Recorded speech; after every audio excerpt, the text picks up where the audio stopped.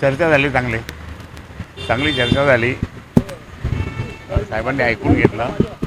मग आम्ही काही बाकीचे काही कार्यक्रम आता घेतलेत आणि परत मराठवाड्यातल्या पहिल्या शिवसेना शाखेचा वर्धापन दिवस 8 जूनला परत येतो आहे. 8 जूनला मोठं शिबिर त्या ठिकाणी आमच्या इथं घेतो आहे उद्धवसाहेब येथील. आणि त्याच वेळेस आमचं शिवसेना भवन जे तिथं बनवलेलं आहे त्याचं उद्घाटन पण होईल.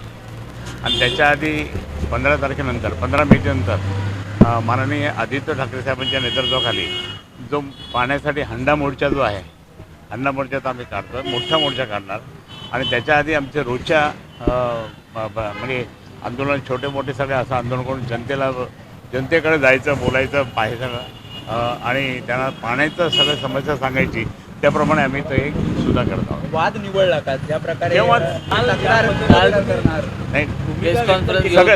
सगळं ओके झालं होतं. त्याला आता काय नाराजी वाद मिटला असेल तर खरं तर तुम्ही आणि अंबादास यांनी एकत्र आलं पाहिजे. नाही ते आता आम्ही चाललो तिकडे शिवसेना भवनमध्ये नेत्यांची बैठक आहे ना. आता मी आहोत तिथे, मी तिकडेच चाललो होतो. गळाभेट होणार आहे. हां गळाभेट नाही, गळाभेट तर केव्हा जातो, लहान आहे माझ्यापेक्षा. आम्ही गळाभेट तर घेत असतो. नाही कारण सेनेचा मेळावा होता संभाजीनगरमध्ये, तुम्हाला निमंत्रण नव्हतं असं तुम्ही म्हटलात. त्याच्यानंतर मी नाही ते झालं तर ते सगळं व्यवस्थित झालं.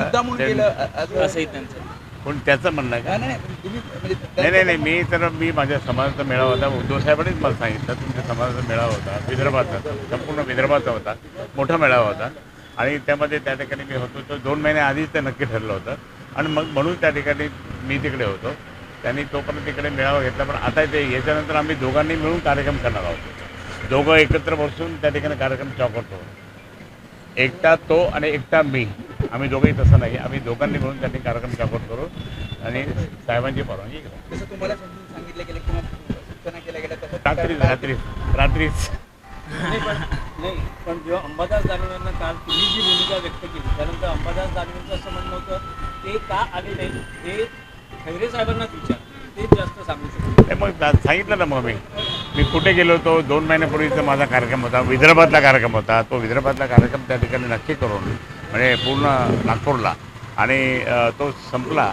आणि नंतर रात्री उशिरा 4 वाजता आलो मी, पहाटे 4 वाजता. आणि म्हणून मी त्यावेळेस नव्हतो.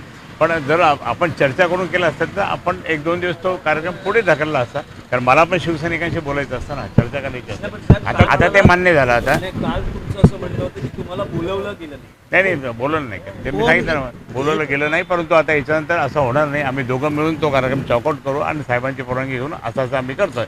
हे झालं नक्की. आता तुमची नाराजगी होती की फोन पण केलं नाही आणि अंबादास काढ्या टाकतात अशा पण प्रकारे आता झालं. त्यांनाही काल साहेबांनी रात्री त्यांना 2 वेळेस फोन करून आताही फोन करणार. सगळं व्यवस्थित आहे. जमाई झाली, वाद मिटला. चला.